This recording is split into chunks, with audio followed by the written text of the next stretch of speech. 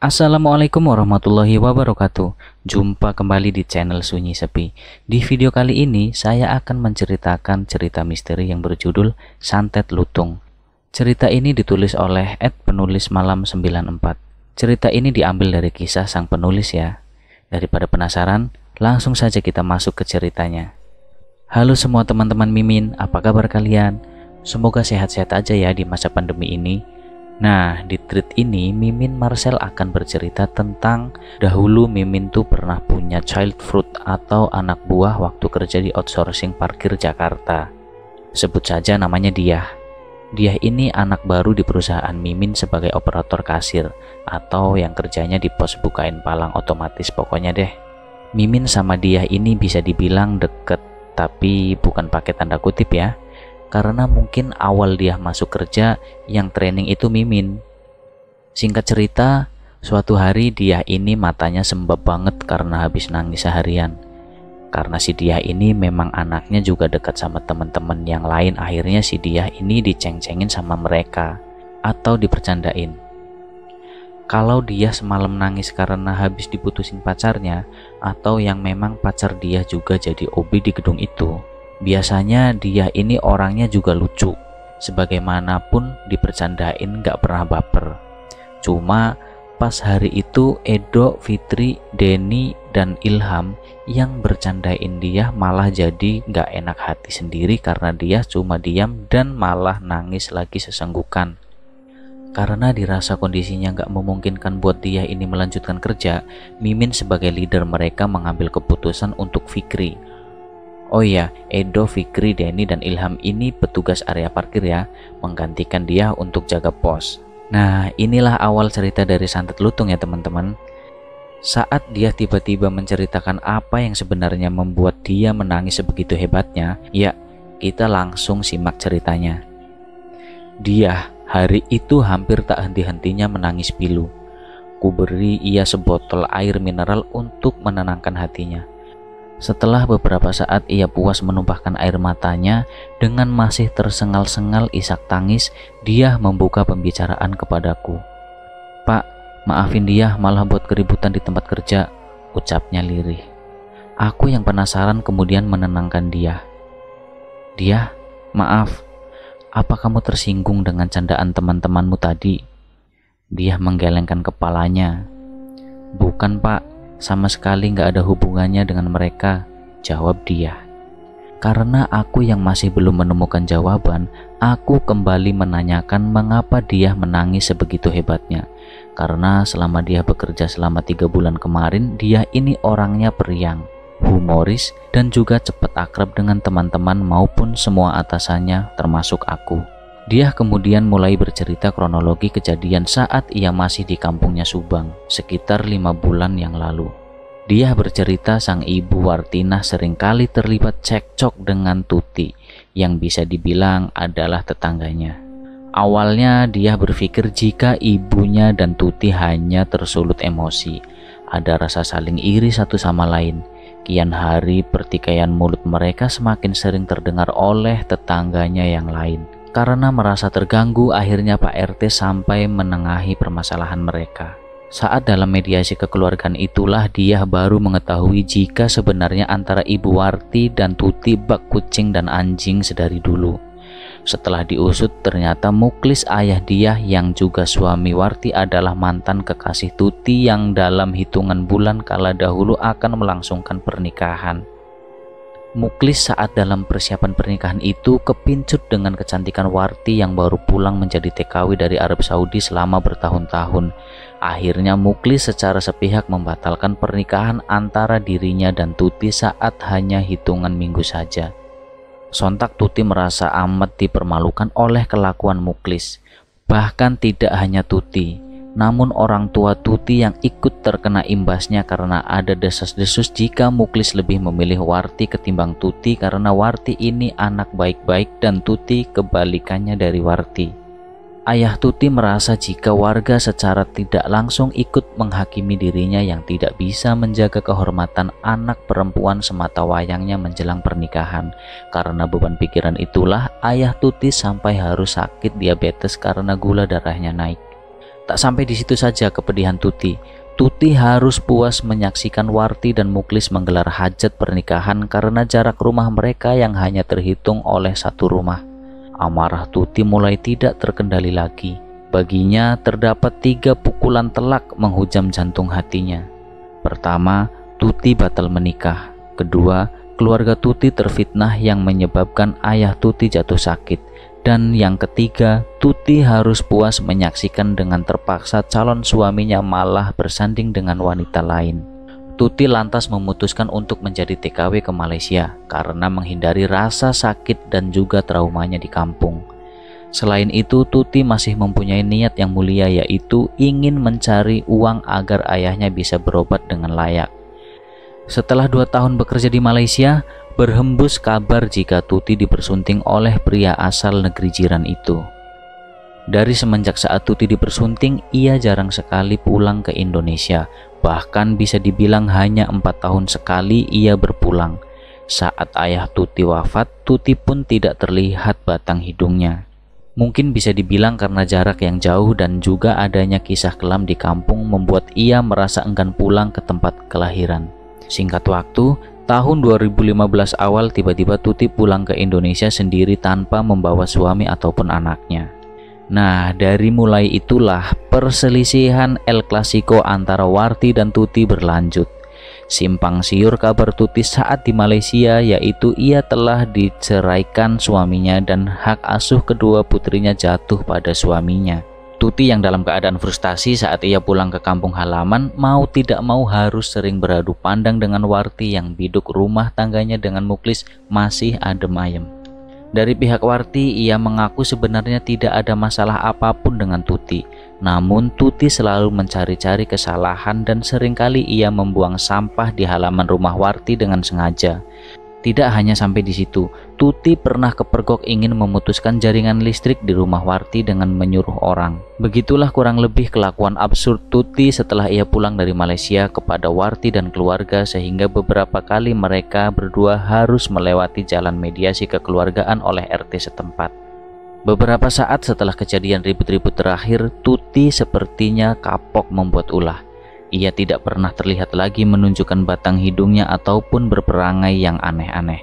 Namun ada hal yang tidak biasa kini yang mulai terjadi. Setiap malam rumah dia seperti dipenuhi oleh lutung. Anehnya, segerombolan lutung hitam itu hanya ada pada atap rumah dia saja. Entah dari mana asalnya gerombolan lutung itu. Sempat karena merasa terganggu tidak bisa tidur akibat suara bising si lutung, Muklis ayah dia menimpuk batu salah satu lutung yang sedang terdengar di atas atap rumahnya. Seketika semua lutung itu seperti marah dan matanya mengeluarkan cahaya merah menyala. Karena takut, ayah dia kembali masuk ke dalam rumah dan pasrah membiarkan lutung-lutung itu berada di atas atap. Keesokan harinya, ayah dia menanyakan kepada Pak Sapri si peronda malam perihal gerombolan lutung yang ada di atas atapnya. Namun Pak Sapri hanya tertawa mendengar pertanyaan Muklis. "Klis, saya ini semalam habis beberapa kali muteri gang rumahmu. Lawang gak ada lutung, jangankan gerombolan, satu lutung pun tidak ada yang kelihatan." Sambil diiringi gelak tawa, Pak Sapri menerka jika yang dialami oleh Muklis adalah sebuah halusinasi saja.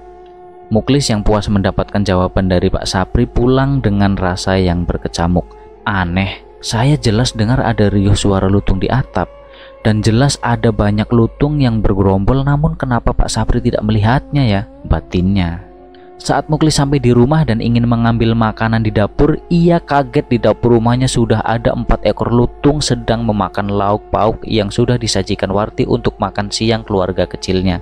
Muklis yang kesal, ia mengambil balok kayu kecil di belakang rumahnya dan menggebah lutung-lutung itu supaya keluar. Namun dengan sigap lutung-lutung itu menghindari pukulan Muklis dan kembali matanya mengeluarkan cahaya merah menyala dan menunjukkan taringnya seolah ingin mengoyak tubuh Muklis. Salah satu dari lutung itu melompat ke arah Muklis dan langsung menggigit leher Muklis sampai berdarah-darah. Setelah ia puas menggigit Muklis, anehnya dengan cepat kawanan lutung itu menghilang. Dia yang sewaktu itu kebetulan baru pulang dari rumah temannya langsung membawa sang ayah ke puskesmas terdekat untuk diberikan pertolongan pertama. Segera Muklis diberi suntikan anti rabies dan harus menerima 5 jahitan di lehernya. Beruntung gigitan lutung itu tidak berakhir fatal. Dia pun mengaku sebenarnya ia pernah merasa ikut terkena teror santet lutung itu.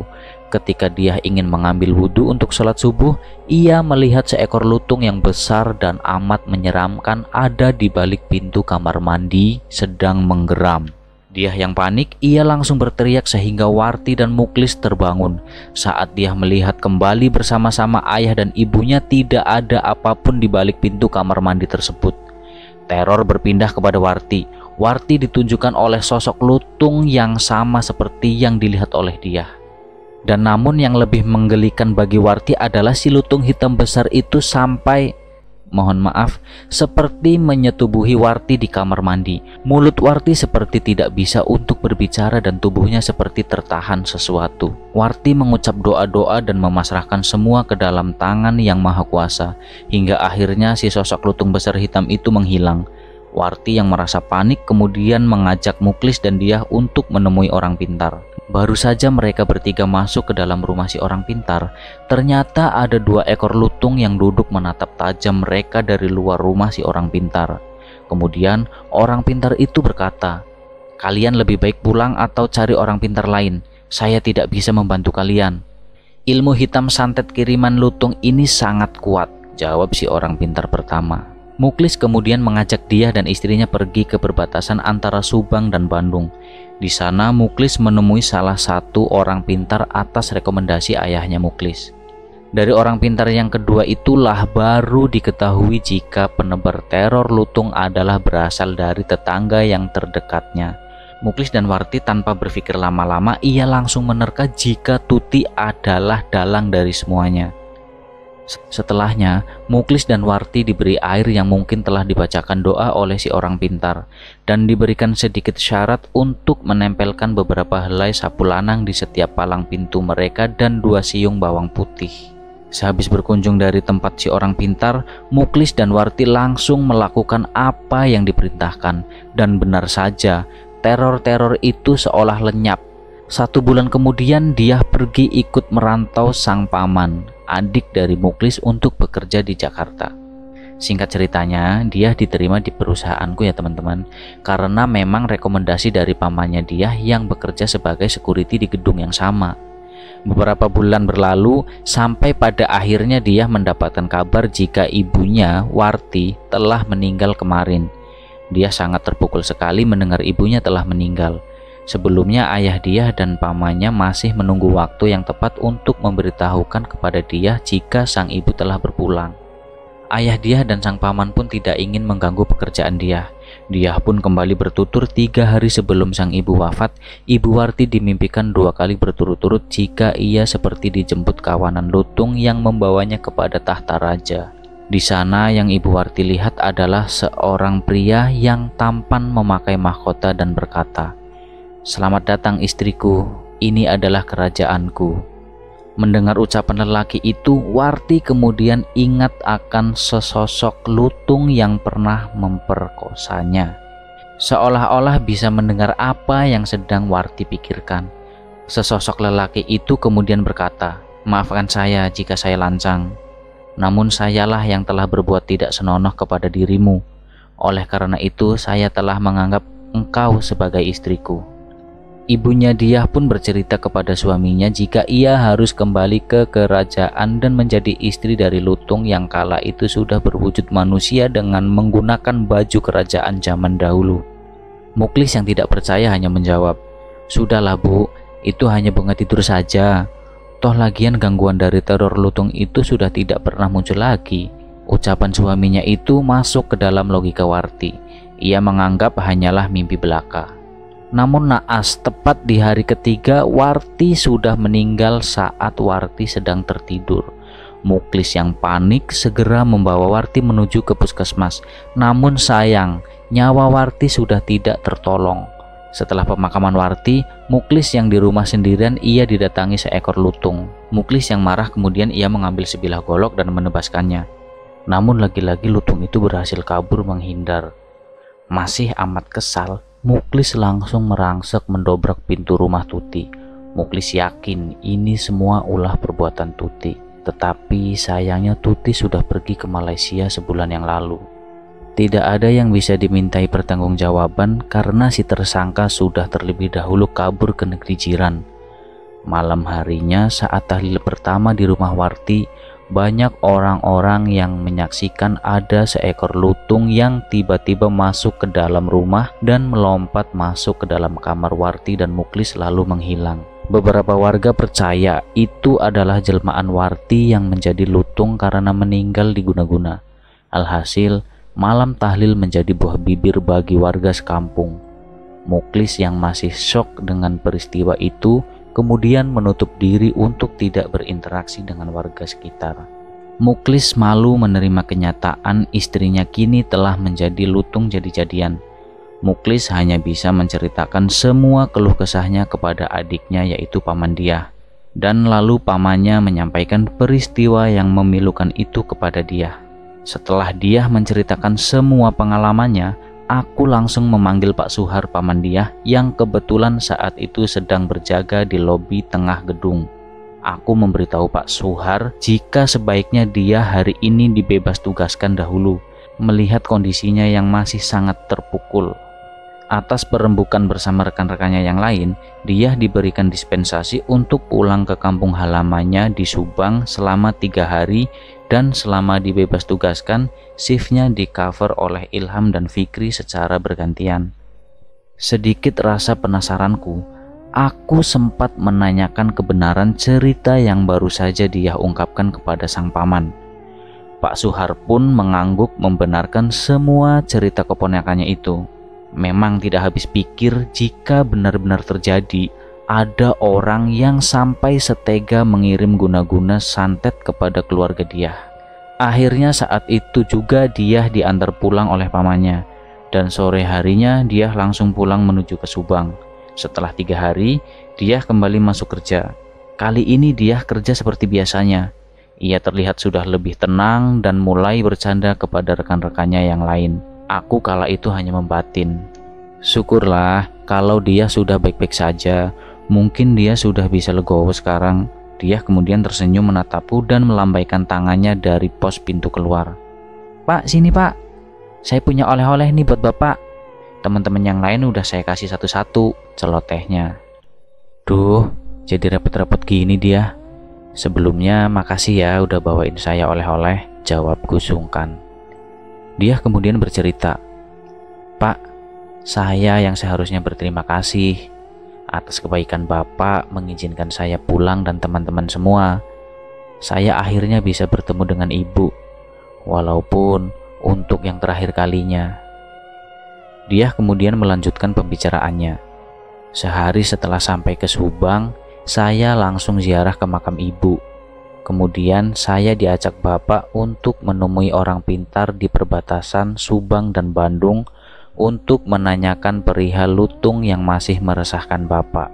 Dari si paranormal tersebut, saya mengetahui jika ibu saya ternyata diculik secara paksa ke alam jin dan dinikahi oleh si Raja Lutung. Niatan awal dari si tetangga pengirim guna-guna lutung itu agar supaya keluarga Bapak tidak tenang hidupnya dan selalu merasa terteror.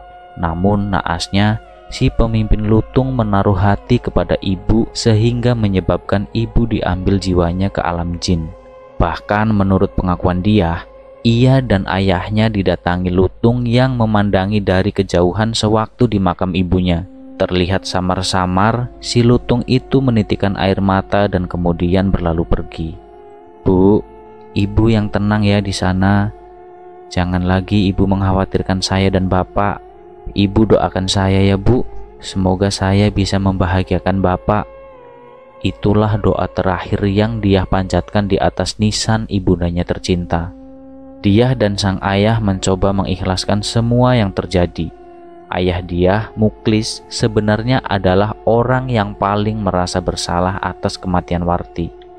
Andai saja dahulu ia tidak menyakiti perasaan Tuti, tidak akan sampai begini ceritanya. Namun itu semua hanyalah andai-andai yang telah menjadi sia-sia. Nah, mungkin pesan dari cerita ini adalah berhati-hatilah bersikap, apalagi sampai harus menyakiti perasaan orang lain. Orang yang sakit hati rentan melakukan tindak kejahatan baik yang terlihat maupun yang tidak terlihat. Sekian dan selesai. Terima kasih sudah mampir di channel ini dan menonton video ini.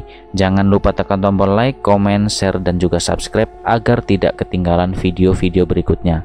Wassalamualaikum warahmatullahi wabarakatuh.